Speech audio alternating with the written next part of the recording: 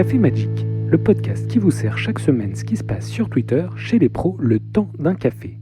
Cette semaine, tout sur le trailer de Zendika Rising qui nous donne du grain à moudre jusqu'en 2021. C'est parti pour l'épisode 19. En effet, il y a la semaine dernière un trailer, une bande-annonce pour le prochain set Zendika Rising qui a été sorti en direct. Un bon moment de plaisir audiovisuel dont on va voir tous les détails aujourd'hui. C'est bien fait, déjà c'est mon premier sentiment. Il y a une cinématique convaincante où on voit Nahiri, ses copains et ses copines qui évoluent dans le monde de Zendikar, dont les Eldrazi ont apparemment totalement disparu. Puis on a des scènes sur un plateau de type aventure avec Jimmy Wong et Becca Scott, accompagnés d'interviews de gens de Wizard of the Coast comme Matt Tabak, des designers, des gens de l'histoire. Ça fait 40 minutes, mais c'est vraiment un bon moment. Bravo Wizard. On va voir tous ces détails, toutes les news qui se cachent là-dedans. Il y en a sur Zendikar, mais aussi sur les prochains sets, sur des reprints. Ça va être formidable. Tout d'abord, tout ce qu'on sait sur Zendikar Rising grâce à ça. C'est un monde donc sans Eldrazi. Maro en avait déjà parlé. Ils ont compris que les Eldrazi, ça n'avait pas trop plu dans Battle for Zendikar. Donc là, on revient vraiment à l'origine d'un plan au thème terrain qui a une végétation formidable, des élémentaux et de l'aventure, des corps. C'est un retour à l'essence de Zendikar. Déjà, premièrement, en parlant de classique de Zendikar, c'est un retour des terrains full art. C'est classique, il y a les illustrations qu'on connaît déjà, et il y a aussi des nouvelles illustrations. Il y a notamment l'île préférée de beaucoup de gens, l'île bol de céréales, qui est revisitée avec un bol cassé qui est assez sympathique.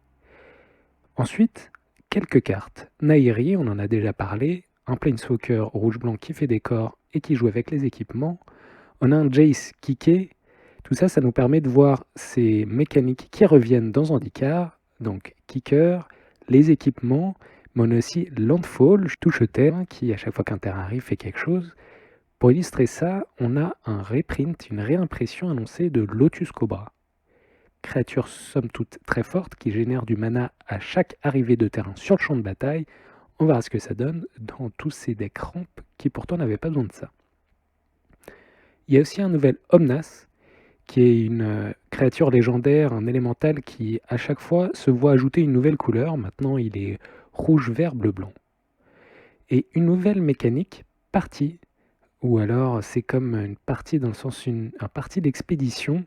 À la Donjons et Dragons, si tu as un clerc, un guerrier, un sorcier et un rogue ou gredin, tu gagnes un bonus pour chacune de ces types de créatures que tu as sur ton board. Et enfin, une nouvelle mécanique qui est très enthousiasmante, je dois dire, les Modal Double-Faced Cards. Qu'est-ce que ça veut dire ? C'est des cartes double face, on en a déjà vu, mais cette fois, c'est lorsque tu la joues, tu choisis si tu la joues d'une face ou de l'autre, et ça peut plus être retourné. C'est comme ça que tu l'as choisi. Pour illustrer ça, un nouveau cycle de Biland qui ont sur chaque face un terrain différent. Tout simplement, c'est un cycle rare où tu vas avoir sur une face un terrain qui arrive dégagé qui fait du bleu, et l'autre face, un terrain qui arrive dégagé qui fait du rouge. La communauté s'accorde à dire que c'est très intéressant et surtout très puissant. Certains disent que c'est vraiment très puissant juste en dessous des Shocklands. Donc on aura dans le classement de pouvoir de tous les bilans, ça fait bilans originaux, Fetchland, Shockland, puis apparemment c'est land double face. On verra ce que ça donne, mais c'est assez intéressant surtout qu'il y a des terrains qui, sur leur face principale, sont un sort. Ce qui fait que tu as terrain engagé d'un côté, sort pas surpuissant mais intéressant de l'autre. Ça va faire des choses très intéressantes. Attention, ces terrains, tu peux te les faire défausser, ça veut dire. Mais ça risque de beaucoup aider pour le limiter. Il y en a peut-être qui seront très bien aussi pour le construire. Enfin, un autre classique de Zendikar, le retour des expéditions. Mais pas pareil du tout que les expéditions précédentes. Tu les trouves pas dans les boosters de draft normaux, mais en box topper. En effet, chaque boîte de booster que tu achètes, tu as un espèce de mini booster au-dessus qui contient une de ces expéditions. Alors dans cette liste d'une trentaine de cartes, tu as les 10 Fetchland, les 10 Shockland, et après des terrains utilitaires comme Tombe ancienne, Terrain dévasté. C'est assez sympa, mais ça a fait une grosse déception dans la communauté parce que Maro avait parlé d'un meaningful reprint, c'est-à-dire d'une réimpression vraiment significative qui va réduire cette année en 2020 le prix des Fetchland. Donc apparemment cette année, notre réimpression des Fetchland, c'est ça, en expédition. Bon, il faut dire qu'on en trouvera beaucoup plus de ces expéditions que lors de Battle for Zendikar, donc ça va peut-être faire un peu baisser les prix, vu qu'à chaque achat de boîte, tu as une chance sur 3 d'avoir un Fetchland. Bon, c'est sympa, mais au niveau réimpression pour faire baisser le prix, on a quand même connu mieux. Enfin, un autre fait intéressant, c'est que dans les 7 boosters, c'est-à-dire ce nouveau type de booster qui n'est pas fait pour drafter, mais pour ouvrir des bonnes cartes pour le construit, on a des cartes d'autres sets, des anciennes cartes, certains avec le vieux cadre ou le frame, et donc ça fait une liste de cartes qu'on ne connaît pas encore totalement, qui peuvent venir de sets différents et qui viennent avec leur cadre, leur frame originel. Assez sympa, bonne initiative. Et voilà, ça c'est tout pour l'instant ce qu'on sait sur Zendikar. En tout cas, moi ça me donne très envie. Mais c'est pas tout resté par ici, car moultes autres sets ont été annoncés lors de cette bande-annonce. Vous allez voir ça. Tout d'abord, après Zendikar, on aura Kaldheim. Kaldheim ou Kaldheim. Je sais pas trop, mais en tout cas c'est un set qui va parler de vikings. On va être dans le froid, c'est un plan qu'on a vu dans Plane Chase, mais qu'on connaît quand même pas du tout, c'est un plan de froid et de vikings. Ensuite, Strixhaven. En gros, c'est une école de sorciers, ça va être le set au thème Harry Potter, on va apprendre à faire des sorts, enfin on verra. Mais c'est un autre set qui arrive plus tard dans l'année ou en 2020.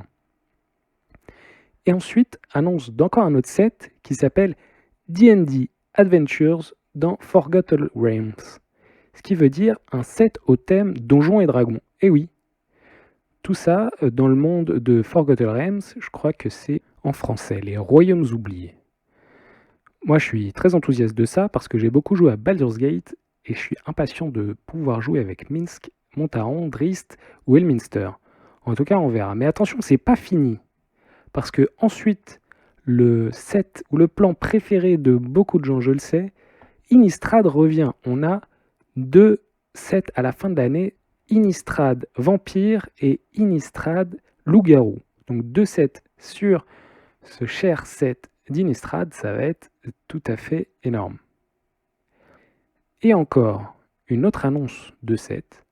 Cette fois, c'est Time Spiral Remastered. Donc ça, c'est comme Amonkhet Remastered que vous avez vu sur MTGA, sauf que cette fois, ce sera une sortie en papier.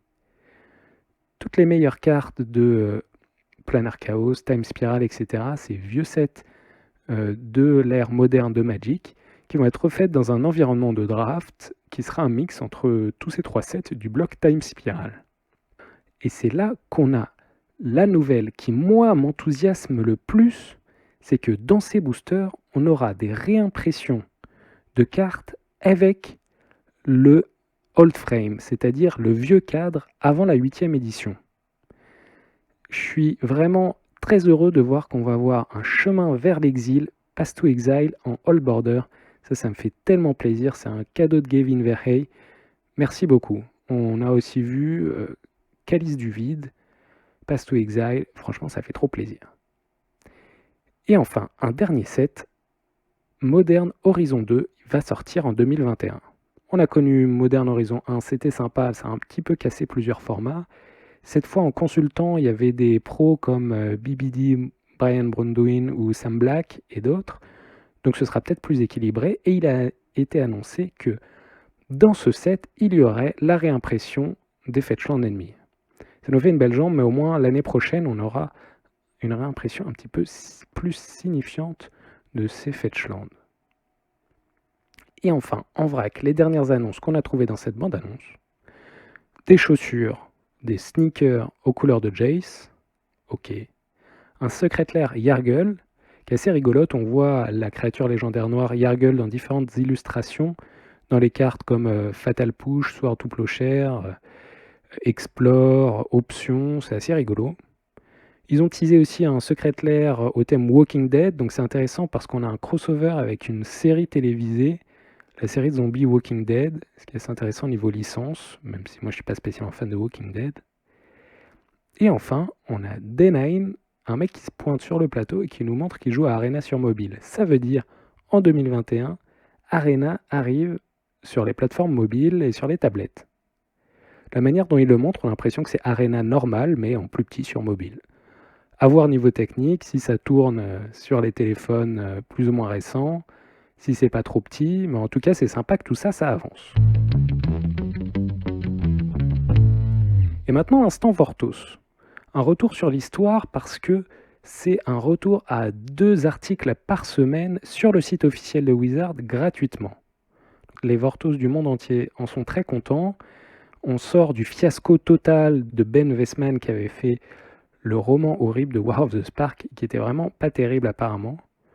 Et du coup, ça va faire le moyen de savoir ce qui se passe sur Zendikar pendant Zendikar Rising.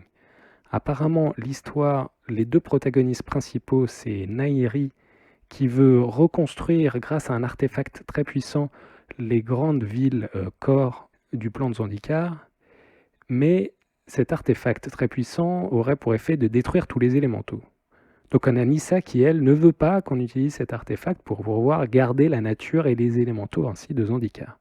C'est une histoire qui est pas si mancunienne que ça, c'est pas le bien contre le mal, une histoire nuancée pour une fois, qui part assez bien, donc ça fait plaisir. En tout cas, on va voir ce que ça donne, allez voir sur le site de Wizard pour cette petite histoire de Zendikar.